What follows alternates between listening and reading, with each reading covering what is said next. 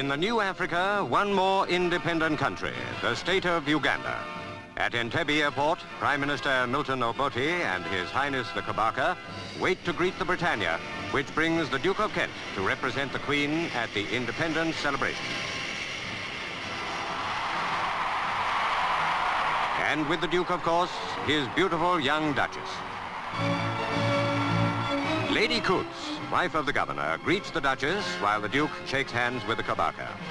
A formal occasion, but more than that, because Uganda is gaining its freedom without bitterness, at its own request, becoming an immediate member of the Commonwealth.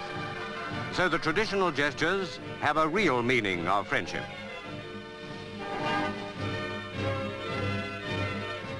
Government House at Entebbe, which for one more day is still the capital, is where the Duke and Duchess stay during their visit as guests of Governor Sir Walter Coutts and his wife. After tomorrow, Kampala is the capital. This afternoon, the crowds are gathering at Entebbe Harbour for one of the big events of the day, a canoe regatta. Canoes from all along the coast and islands of Lake Victoria take part. Victoria, the third largest lake in the world, and the other lakes and rivers that connect with it, are the lifeblood of Uganda and of the 28 tribes that make up its people.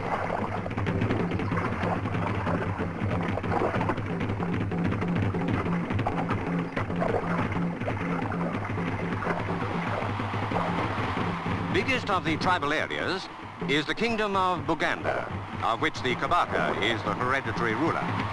And these shores are in its territory. But in the crowd celebrating the independence that will be theirs at midnight tomorrow, you will find members of all the 28 tribes.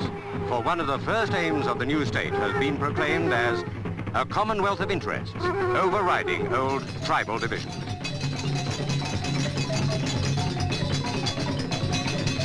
At Twikobi, the Kabaka's palace, His Highness is to give a cocktail party. And more crowds are waiting and entertaining themselves while they wait to see the Duke and Duchess arrive. But first, the Guard of Honor.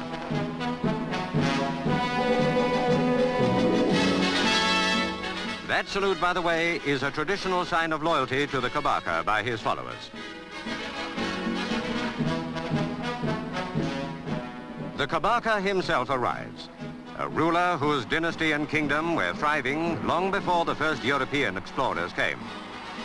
The present Kabaka is His Highness Sir Edward William Frederick David Walungembi Mutebi Luangula Mutesa II, who now welcomes the Duke and Duchess.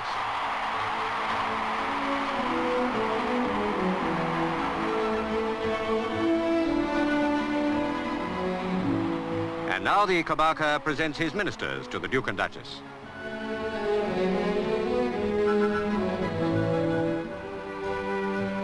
Even at a cocktail party, a certain amount of formality is inevitable. But the crowds in the streets have no such inhibitions. They've got a new independence to celebrate, and they celebrate it, pausing to greet their visitors as they go by.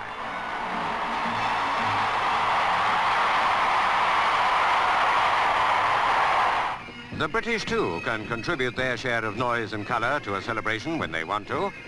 And the Scots Guards do just that for the big independence tattoo in Kololo Stadium. This is the climax of all these days of rejoicing, because here at midnight, Uganda's independence will formally begin.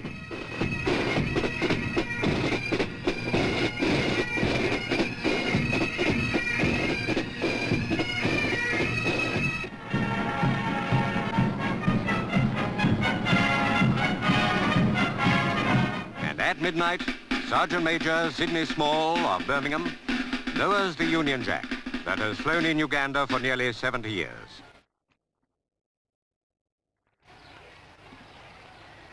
At the same moment, the 4th Battalion King's African Rifles becomes the 1st Battalion Uganda Rifles.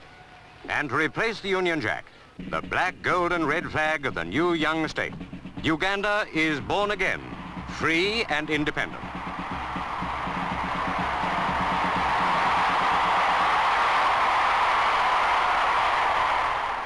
Next day is a public holiday, and by the time the Duke and Duchess return to the Kololo Stadium for the daylight celebrations, the Governor-General and the Prime Minister have been sworn in their new roles. the Duke of Kent speaks to the people of Uganda, bringing a message of goodwill and congratulations from his cousin, the Queen. Not in any sense a goodbye, for Uganda has asked to be and has been accepted as a full member of the Commonwealth, of which the Queen is head.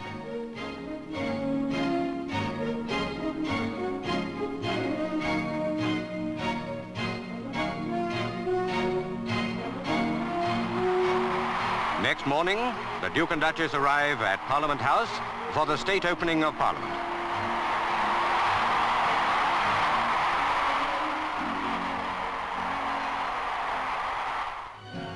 Uganda's first Legislative Council met 41 years ago and has grown larger and more representative ever since.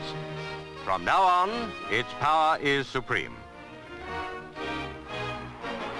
Good luck to a new country, a new member of the Commonwealth, a new member of the growing community of African peoples. Britain has come a long way with you and wishes you well.